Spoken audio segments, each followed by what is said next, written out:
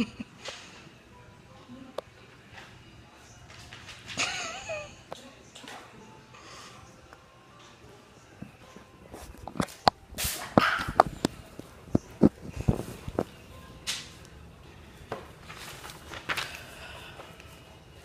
evening. My name is Jacqueline Glenn, and today I will be speaking to you about why sleep and relaxation are important. This is my visual aid that I have handed out to each of the audience members.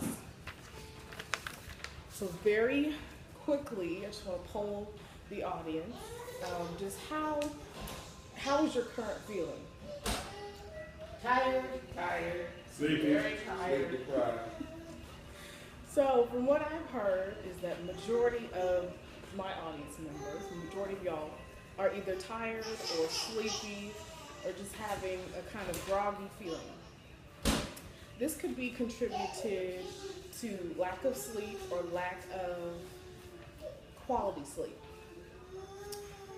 Typical good night's sleep for many people consists of 4 to 5 hours of sleep due to stress from work, family, friends, different activities going on. And it's very unfortunate that most people do not get the recommended 8 to 9 hours for adults of sleep that they are supposed to have.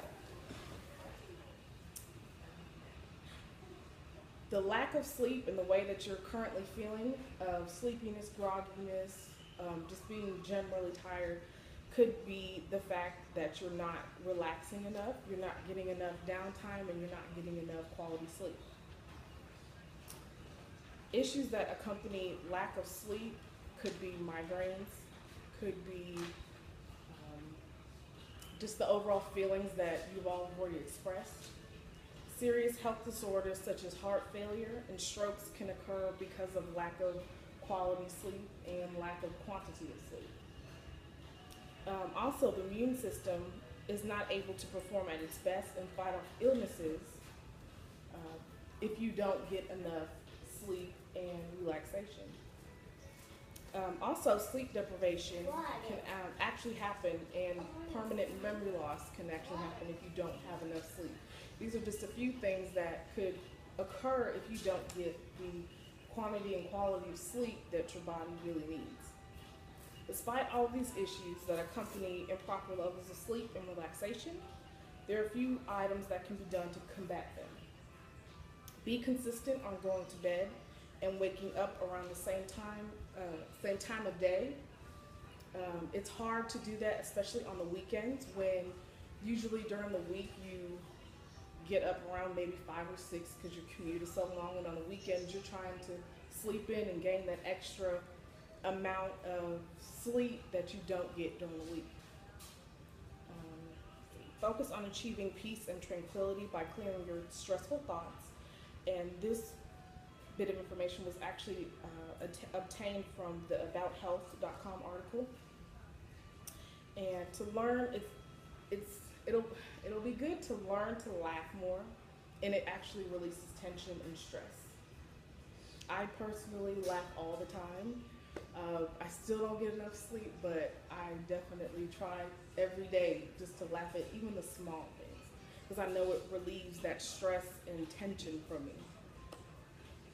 And it is very critical that you determine the correct amount of sleep for your age, and that gets us back to the visual aid that I passed out to everyone. It's titled Recommended Sleep, Hours of Sleep. So for an infant, ages 4 to 11 months, their optimal amount of sleep will be 12 to 15 hours a day, which is incredible to me because I can't even get 6 hours, let alone them being a baby, having that much amount of sleep. For preschoolers, ages 3 to 5, their recommended amount of sleep is about 10 to 13 hours a day. We can skip up to teenagers, ages 14 to 17. Their recommended hours of sleep are closer to young adults and adults, where it reads 8 to 10 hours. And then if you go up to adults which is my age range, 26 to 64, my recommended amount of sleep is 7 to 10 hours. On the sides, you can see on this side is where less amount of sleep is gotten and your body really will require more. And then on the right hand side is where you'll have excess amount of sleep and your body could still feel very restless or groggy because you have too much sleep.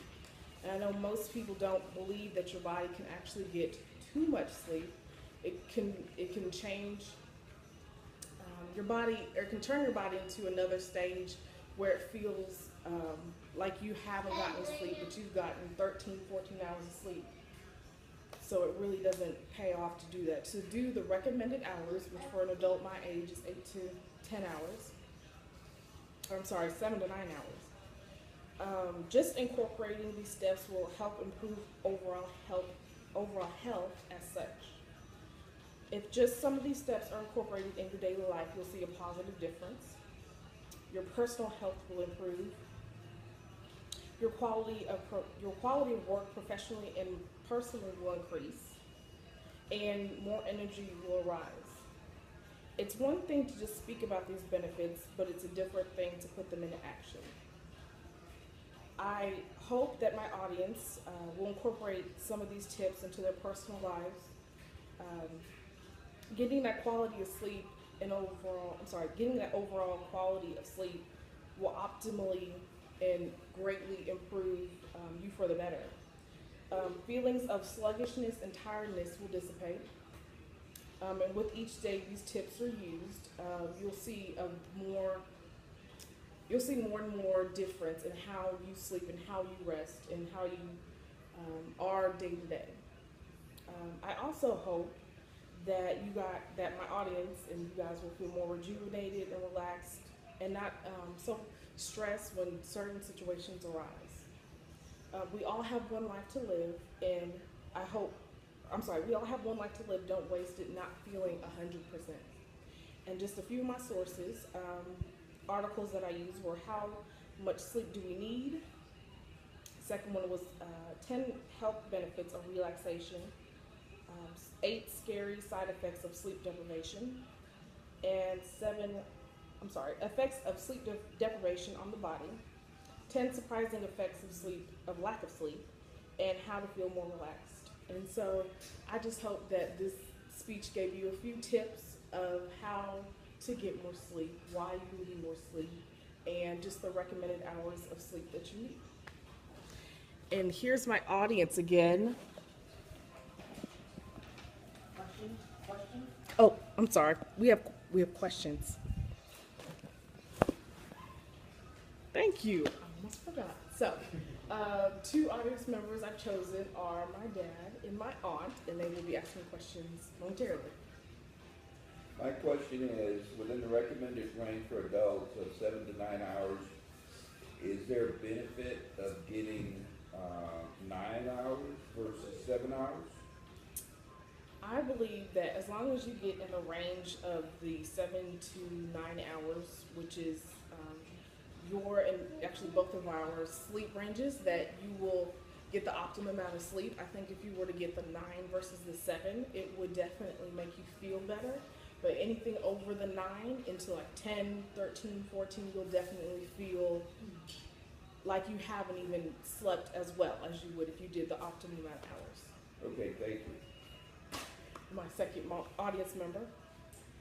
Yes, my question is in regards to the number of days that you should be getting the 7 to 9 hours of sleep as an adult.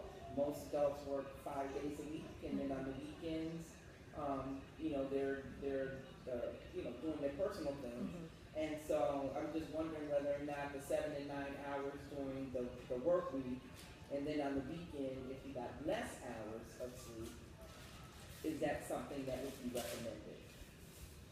It's recommended that you get the optimal hours of sleep every single day of the week. To get it during the week, just for your work week, if nothing else, would be great for your body. But you're gonna kind of feel it on the weekends, and especially that Monday morning, because I know I do the same thing. Because we're supposed to get that sleep every single day, but on the weekends we want to kind of sleep in, and there's some things we try to do errands and other things we can't do during the week, so you don't get those optimal hours. So if you can get it just through the work week, that would be preferable. But if you can get it every single day of the week, that'd be optimal for your body. And here's my audience. Okay. Oh, 1, 2, 3. Oh, 4. I'm sorry. There she is. And then 5.